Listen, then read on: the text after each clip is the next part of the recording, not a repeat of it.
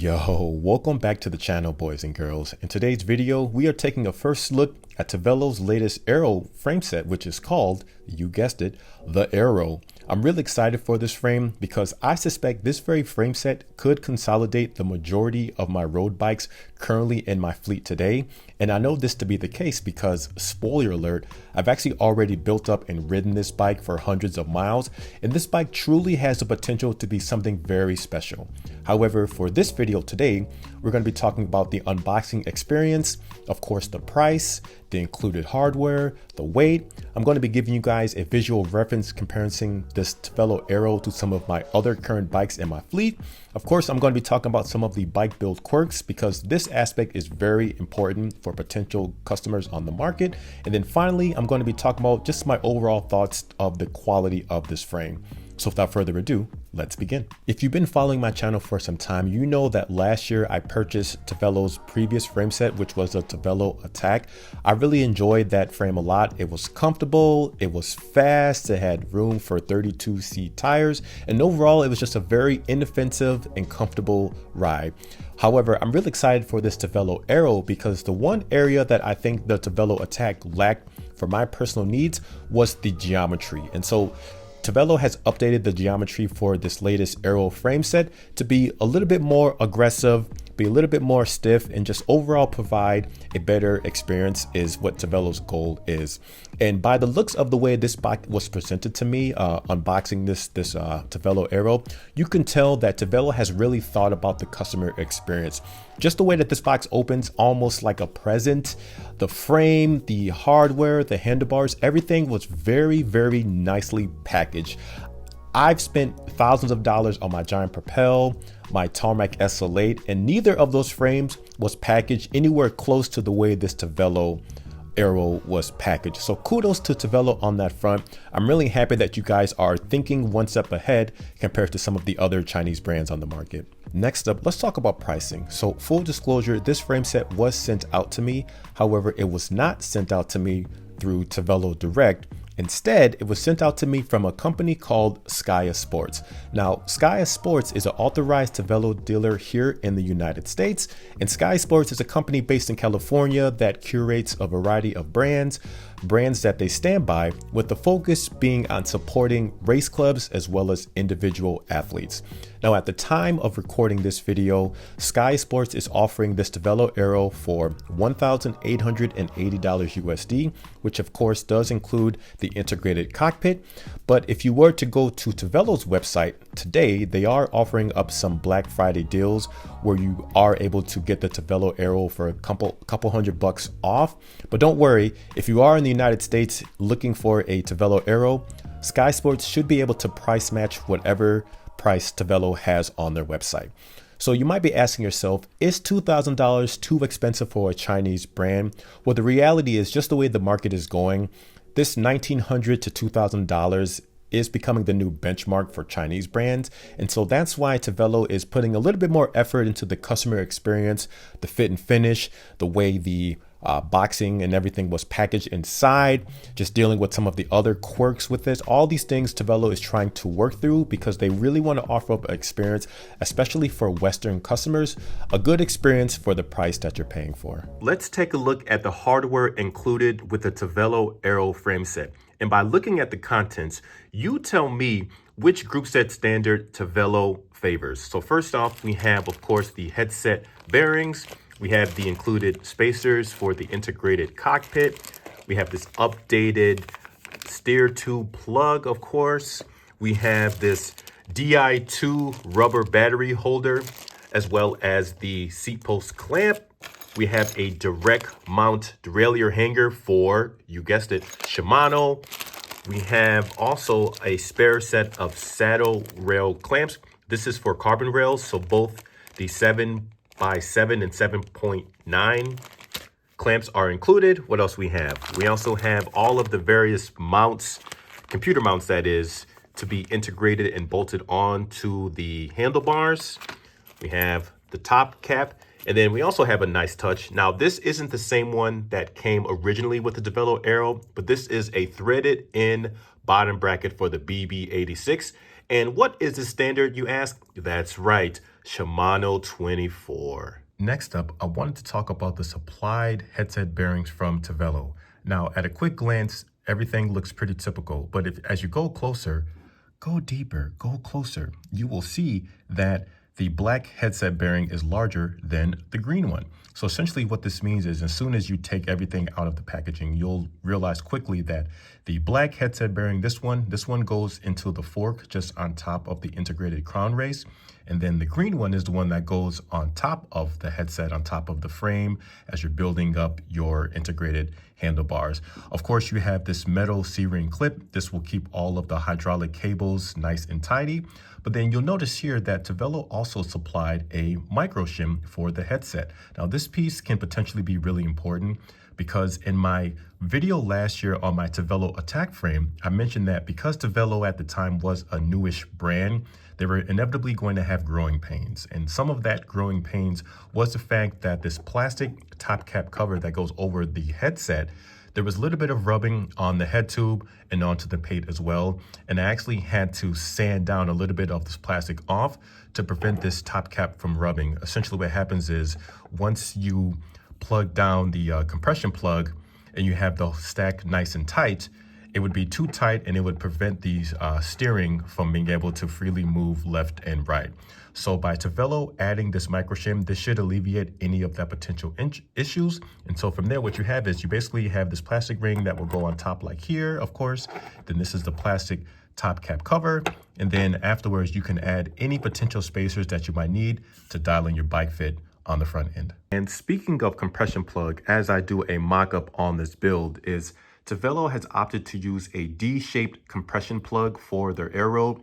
Now, using this shape of compression plug isn't completely uncommon, especially with frames that use an integrated cockpit in order to route everything internally. But one thing I have not seen in person, this is my first time, is Tavelo has elected to include these rubber bands, these small black rubber bands, in order to keep the shape of the D-ring compression plug as you are installing it.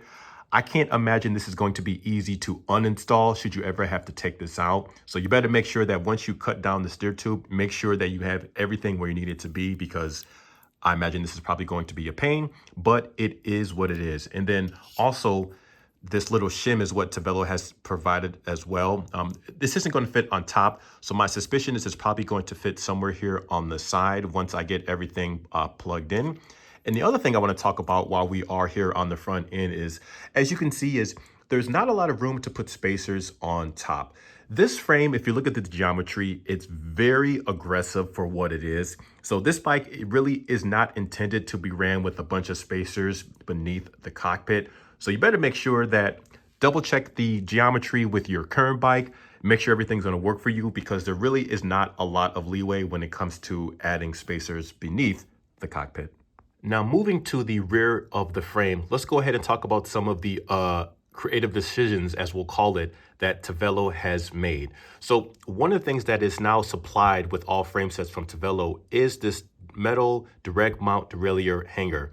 I mentioned in my video on my Tavelo attack frame that this mount actually costs extra, which seems kind of silly when you think about it, because this probably only cost Tavelo like 20 cents worth of metal to make. But as far as I know now, this direct mount derailleur hanger is now included with all frame sets with the Arow. And ideally, what this should do, at least in theory, is this should offer up a little bit more precise and crisp shifting on that rear derailleur, and it should make swapping out your rear wheel a little bit easier and more convenient. However, some of those gains are lost by the fact that Tavelo has opted to have the rear exit port for the Di2 cable be beneath the chain stains.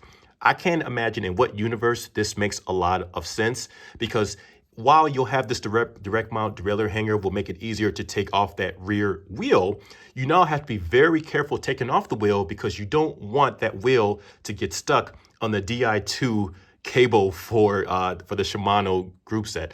It's just a weird decision. I don't know why they didn't just make the exit port on top, or at least on the side like all the other brands do. So I would really love to hear from Tavelo. Why did you choose to put the port at the bottom of this? You know this is going to be an issue, and people are going to potentially be ripping their Di2 cable. Now, of course, you could very easily make the argument that this particular issue is a non-issue if you run SRAM ETAP using the wireless group set. And you would be absolutely right. However, all of the hardware supplied with this Tavelo Arow makes it very clear that Tavelo really wants you to use Shimano, particularly Shimano Di2 group set. And you know that because, one, based on the design of this derailleur hanger, two, because of the supplied bottom bracket, this threaded in bottom bracket that is using, or that's intended for the Shimano 24mm spindle.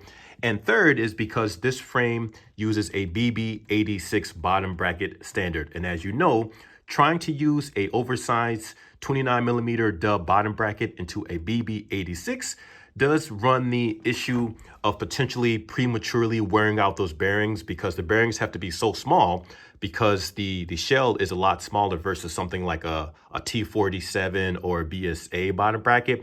Now, a lot of my bikes that run BB86, I do run dub bottom brackets in them, and I am able to get, I would say, maybe like 4,000 miles out of them with a quality bottom bracket bearing. But that is something to consider. And it's just funny that based on the contents of this Tavelo, they really want you to use Shimano Di2 12-speed. I really love this integrated cockpit from Tavelo. Now, you might be asking, how do I know that since I just recently received this frame? Well, that's because I actually purchased the same exact handlebars aftermarket in order to put on my Polygon Helios A8X frame set.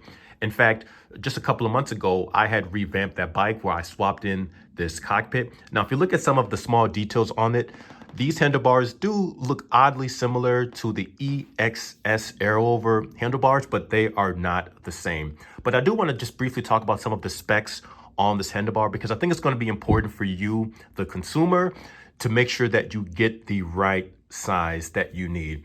So I opted for the width. This is 36 centimeters in width. I've been going smaller and smaller in width on my handlebars, and so far, every time I've gone smaller, no diddy, it has been very comfortable. The reach on these handlebars is 77 millimeters.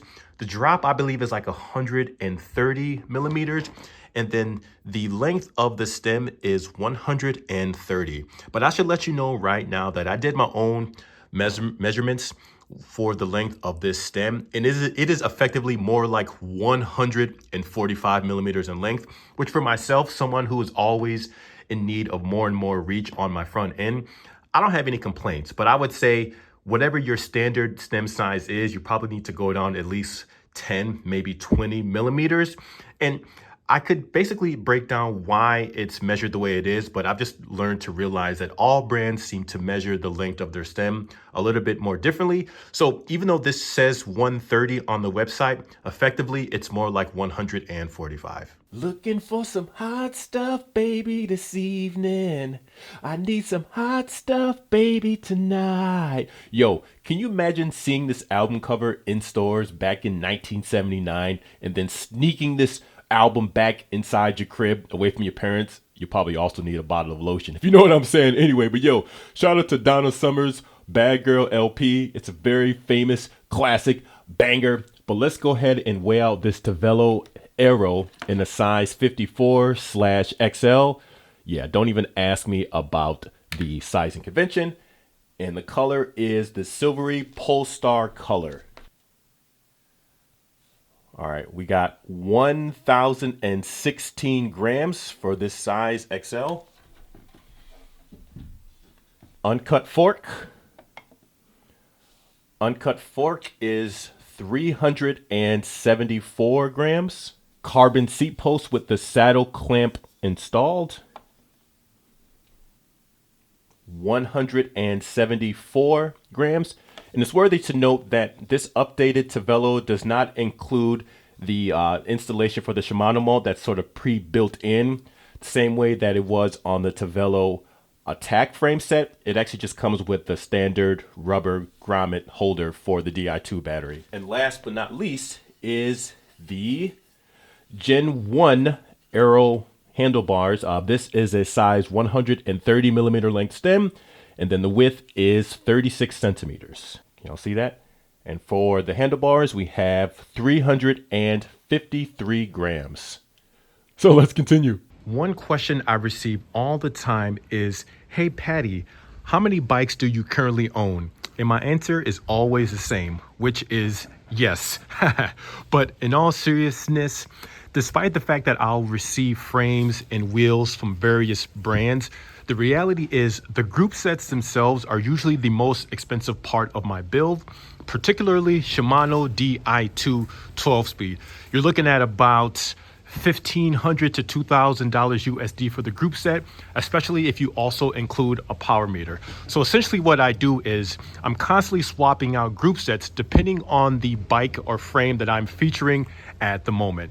So in this footage, guys, I just wanted to show you just a quick comparison from a visual perspective of my Giant Propel, my Tavelo Attack, as well as the latest Tavelo Arow. Now you might be wondering why I chose to feature my Giant Propel right now versus my Tarmac SL8 Pro. And the reason being is because I suspect that this brand new Tavelo Arow is going to ride similar to my Propel versus my SL8.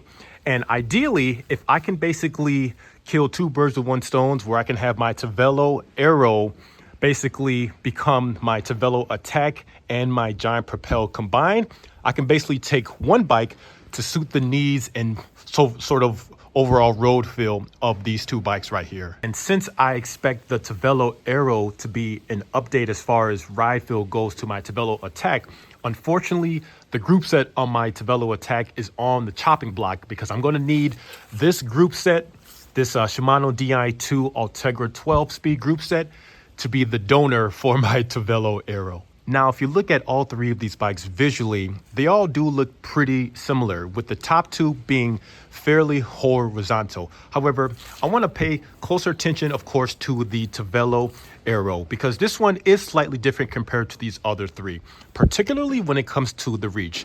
So for my height at 6 feet tall with long arms, I went with the size XL/540, I believe that's what it is on the website. Now, the reach on this Arow is 399 millimeters. On the Attack, it's like 390. And then on the Giant Propel, I believe it's 393 millimeters. Another question I get all the time is, because for someone like myself who always rides a size 56 frame, why don't I size up to a size 58? And there are a couple of reasons why I typically don't. Number one is because the standover height for most frames in a 58, it's just a bit too tall for my liking. And the other reason is because I rarely am able to get the front end low enough for my particular bike fit. Usually with the size 58, the reach will be like 400 or 405. That's not a problem. But those other two factors are always a problem in my case. So that means with this Tavelo Arow with a super aggressive geometry, I'm able to get all the reach I'm ever going to need at 399 millimeters. I have a 130 millimeter length integrated cockpit, which effectively is more like 145 millimeters. I'm able to get the front end low enough. So kudos to Tavelo for really thinking about the geometry on this bike and who this bike really is designed for. So if you've spent any time talking to Tavelo or any of Tavelo's authorized dealers, you know that Tavelo is really pushing and marketing this frame to be for racers. If you spent any time watching American crit racing, you know that some of the top, most winningest crit racers in America right now are rocking this Tavelo Arow frame, namely Lucas Burgorn. And for the average consumer, you might say, well, I'm not a racer, right? And that's totally fine. And it doesn't necessarily mean that you have to be a racer in order to enjoy this frame, but simply the way the geometry is set up. It's fairly aggressive. As you can see, there's not a lot of leeway when it comes to the stack height on the front end. It's very long at my size, 399 millimeters in reach. So the geometry is not forgiving if you are not someone that is able to sustain an aggressive position. For myself, I wouldn't even say I'm just extremely flexible. Well, I am pretty flexible, no diddy, but I just have really long arms for my height, and I've just worked over time in order to sustain these more aggressive positions on the bike. So I'm really excited to get this bike built up because the geometry should be absolutely perfect for my bike fit. And here is a side-by-side visual of all three bikes. So we have my Giant Propel on the left, my Tavelo Attack in the middle, and then my Tavelo Arow on the end. Now, at a quick glance, yeah, they all look pretty similar, right? I mean, look at that top tube, but there are some small key changes. So number one, the standover height on the Giant Propel is slightly taller. Then when you move on to the Tavelo Attack, the saddle to bar drop, because I do have the saddles all set up identical as far as saddle height goes and saddle fore and aft, but the Tavelo Attack is a little bit lower in the front end with a little bit more reach compared to my Giant Propel. But then this is where the Tavelo Arow is going to make a lot more sense for me, because I'm able to get the front end low enough while also having the extra amount of reach that I need based on my bike fit, my arm length, etc., all that stuff. So like I said earlier, guys, ideally in a perfect world, this Tavelo Arow is going to encompass the bikes of both the Tavelo Attack as well as the Giant Propel. One thing I forgot to mention is I bought this seat post radar mount from a company out in Australia. I believe they are called Concentric Cycling. I originally bought this for my Tavelo Attack seat post for my Magine radar lights. However, it's clear that Tavelo is using the identical seat post as the Attack on the latest Arow frame set, because the mount fits 100% perfectly, no issues at all. Okay, so far building up my Tavelo Arow has been very straightforward and easy. However, there is a problem when it comes to this compression plug that Tavelo chooses to use. So this is by far the absolute worst compression plug design I've ever seen in my entire life. So there's three problems with this compression plug. So number one is the bolt that you need to fasten and compress the plug. It's a 4mm Allen key. Not a problem. However, the bolt is so far recessed inside of the plug that you're going to need some sort of extension in order to bolt down that 4mm Allen key. Number two, Tavelo does not provide any sort of instructions on the amount of torque required on this compression plug. So my guess is about 5 Newton meters or so. And then the third problem is if you loosen this compression plug bolt too loosely, the bottom bolt beneath the compression plug will fall out and essentially fall to the bottom of the fork. And that means you're gonna have to manually pry out this plug with some sort of metal tool or so. I've never seen this before. The Tavelo Attack frame set did not use a compression plug like this, but this is by far the worst design I've ever seen in my entire life. Now, of course, I still have high hopes that the tolerance on this bottom bracket is going to be a-okay, but bro, the bottom of the bolt on this compression plug came loose. So now it's at the bottom. So now I have to sort of pry this compression plug off in order to try to reseat it properly on the fork. Insane. Alrighty, and issue number two. I realized I've actually forgot to mention this in my previous video on these Tavelo Attack handlebars, but the exit port for the hydraulic cables into the lever is extremely suboptimal. The angle is horrendous. So if you are using that Park Tool cable routing guide, the angle of which the cable needs to come out is at a terrible angle. It's horrendous. So you basically have to yank it through and have to spend a lot of time finessing it. But it is just something to note that it's basically stuck in there. And finally, guys, I wanted to discuss my overall thoughts to the quality of this frame. So other than those two design quirks that I mentioned earlier, everything else about this frame is really, really positive. The paint job on this is really, really good. It's right up there with the Western brands charging $4,000 to $4,500 for their frames. The caliper mounts were all faced very nicely. The bottom bracket area was also faced nicely. There were no sharp edges anywhere.